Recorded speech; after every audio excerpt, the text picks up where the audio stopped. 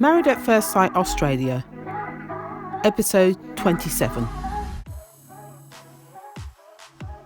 So in this episode, we have Girls' Night and Boys' Night. So this is the final Girls and Boys' Night of the series. But with this particular Girls and Boys' Night, we have the couples from earlier in the series. They're coming back to join the gang. So this will be a nice surprise for all of the ladies. And men. Can't forget the men. So we saw all the girls and all the boys set off on their night out. Their night out took place at a lovely wine bar. So everybody was seated, had their drinks. And then the first topic of conversation that took place was, how was everybody's dates? We heard from Belinda and we also heard from Patrick about their date night. So Belinda told the whole story about what Patrick did for her. And at the end of it, she turned around and said, they went all the way. Yeah. So everybody was happy for her. Yeah. Cheering.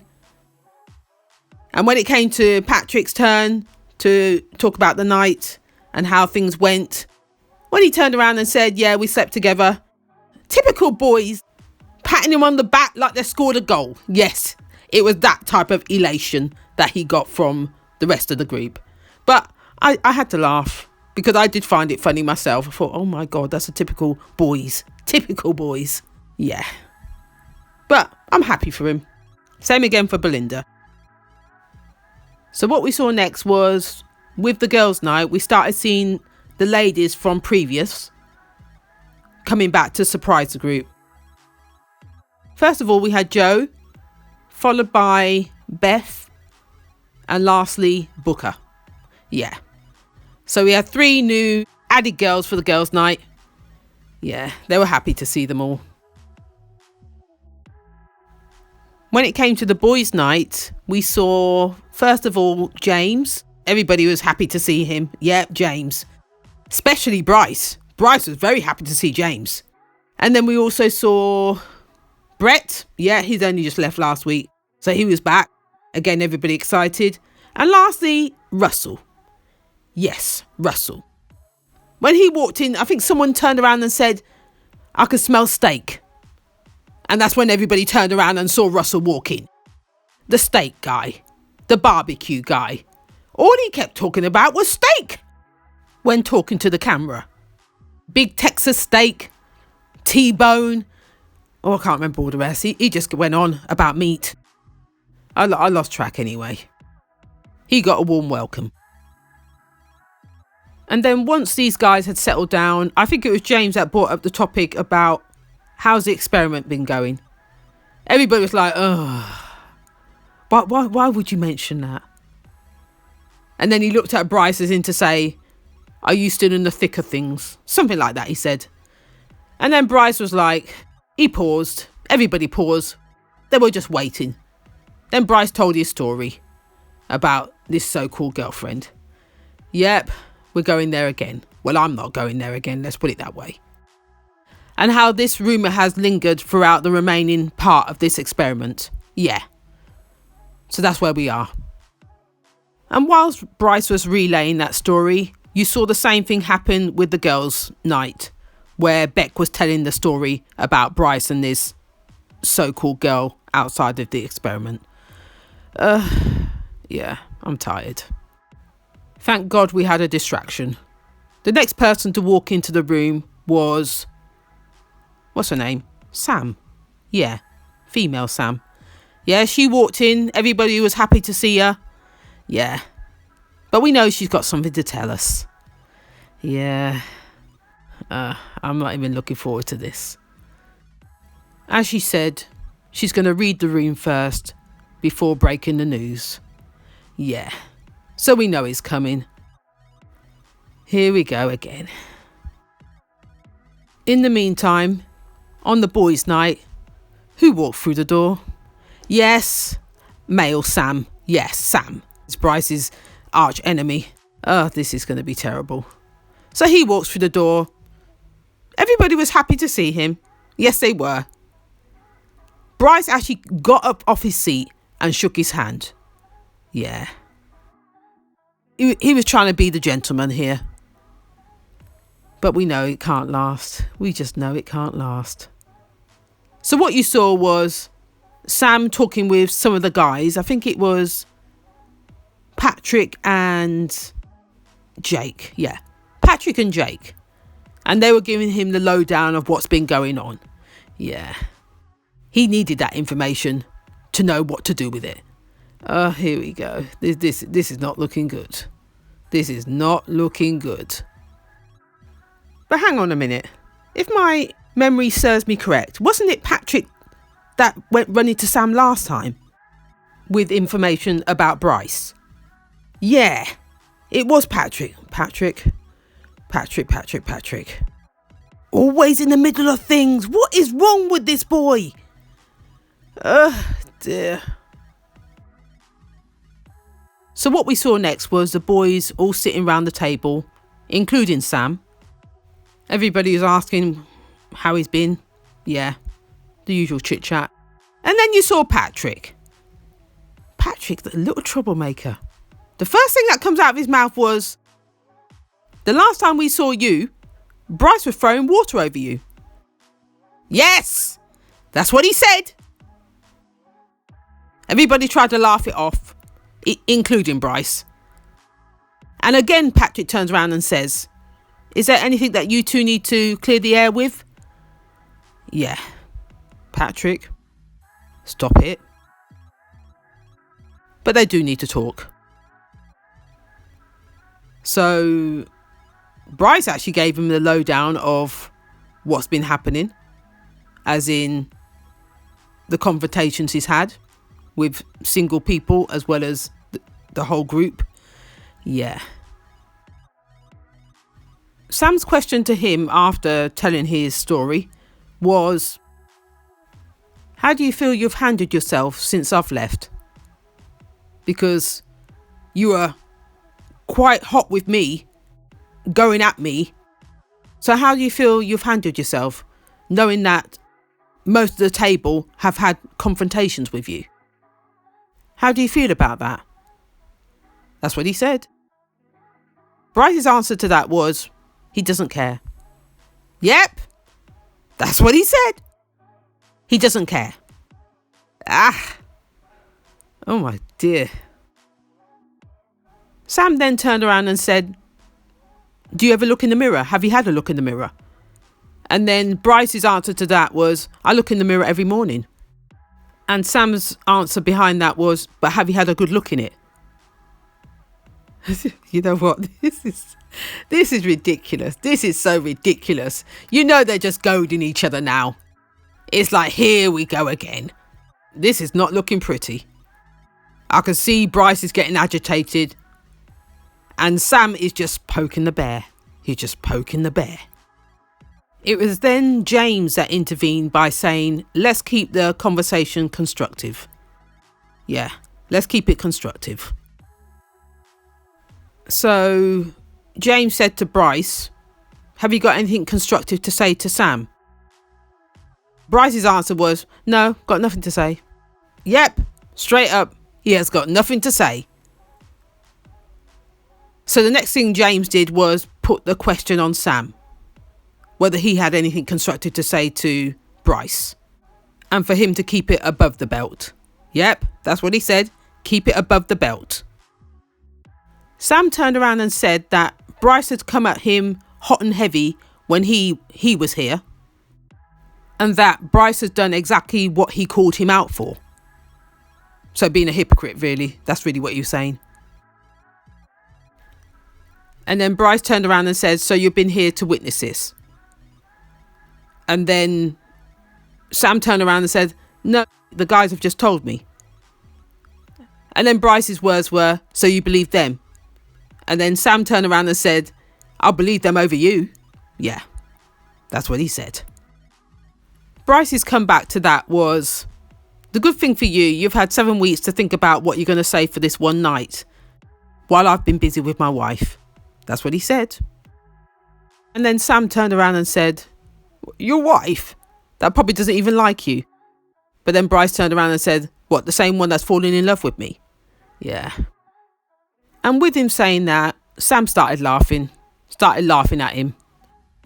Him doing that got Bryce's back up. Yeah. Because the next thing Sam turned around and said, wait till tonight when she's with the girls, what they've got to tell her. Something like that, he said. Ooh. It was at that point, Bryce couldn't take it anymore. He got off his seat and he stormed out. Yes, he stormed out. He wasn't about to get into one with Sam. He wasn't going to do it. Yeah, this is a sort of new Bryce that I'm seeing here. But as I said before, these two are the same character with a different face. No one's going to back down here. But anyway, like I said, Mr. Bryce stormed out. And behind him, Sam was saying, where's your backbone? Did you ever have one? Yada, yada, yada. Yeah. Oh dear. Same old, same old. So as Bryce stormed off, you saw him pulling off his mic, just wanted to get out of the place. Yeah. He went outside, needed to cool down, was looking for a cab, he just wanted to get out of there. Then you saw Johnny and Jason both come out to sort of calm him down, to have a word with him. They were trying to get him to come back in originally. Well, Johnny was. Let's put it that way. Johnny was. Then he sort of had a rethink on that one.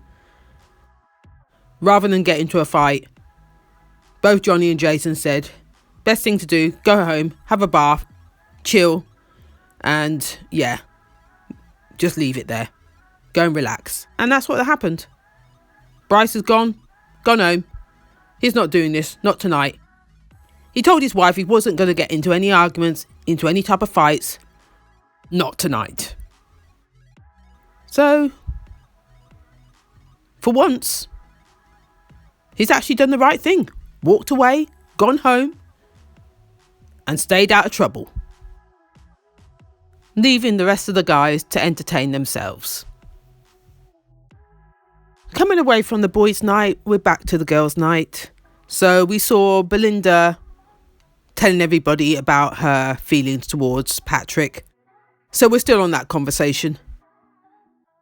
Then the conversation changed. It was Joe that asked a question to Melissa about how her relationship was going. So Melissa mentioned about how she was falling for Bryce and how Bryce had said at the last commitment ceremony that he was falling for her too. And yeah, all the lovey-dovey stuff. And while she was doing all that, you could see Sam sitting there thinking, do I say what I need to say now? She looks like she's in love. She really does look like she's in love, but oh, she needs to know this information. That was Sam's face. Then what you saw next was Sam just about to say something to Liz. She said, I've come in here to... She got as far as there. And then you heard Coco walk in. Coco. You know what? I nearly forgot all about her. I actually didn't miss her. I completely forgot that she was missing out of the group. Anyway, loud and proud, she walked in. So she distracted everybody. So now all the focus was about Coco. So we didn't quite get to hear what Sam had to say. But I'm sure we will. Sam actually was the only one that didn't actually get up to greet Coco. Yep. She didn't get up to greet her. It was actually Coco that had to approach her. It was at that point that Sam stood up to give her a hug. But she wasn't going out of her way. No way. Oh dear. Still the tension looms. Again, it was Joe that asked a question to Coco whether she's seen Cam, as in Cameron. Yep. The notorious Cameron. And she said they've met up a few times when he's been in Sydney. They've hung out. And things just fizzled out, she said. Yeah, things fizzled out. He went ghost. That's the word she used. He went ghost. And as Sam said to the camera herself later, why am I not surprised? That's virtually what she said. She's not surprised. And as Sam says, I'm not the least bit jealous. Not in the slightest. Continuing on, you saw Melissa talking about her trip to Canberra, to Bryce's hometown, and meeting up with his friends, and her grilling the friends about this so-called girlfriend, and also Bryce reassuring her that there's no such person. And then it was at this point that Sam spoke up. She said, I've got some news from Canberra. That's what she said. About this so-called girlfriend. She does exist. Her and Bryce have been texting as well as talking. He was supposed to go to some rugby match with her, but he said he needed to come on the show to promote himself. Something like that, she said. Yeah. So it's all about status, trying to make a name for himself. Yeah, all of that. That was his reason for being on the show. This is what I gather from what Sam had just said. Sam also turned around and said that she's been shown the text messages, so there's proof, and she's heard this information from Jason. Yes, Jason. The so-called friend of Bryce. Yes, that Jason. And she also has the name of the girl in question as well. Yes, as I said, what's done in the dark always comes to light. And this information was very recent. Sam actually said approximately 10 days ago. And then Melissa turned around and said, are we talking about the same Jason that I saw just last weekend? She said, yep. The same Jason. He turned around and said to her that Bryce didn't have a girlfriend. She was absolutely in shock. Absolutely gobsmacked she was. The poor girl. You could see her eyes welling up. She's getting tearful now. Not again. Poor Melissa, man. Not again. The way she hangs on his every word. Like he wouldn't lie to her. Like he wouldn't lie to her. Oh, come on. Wake up. Wake up. And as Sam said, she's not going to let whatever happened to her happen to Melissa. She feels it's her right to speak up for her and tell her what's been going on.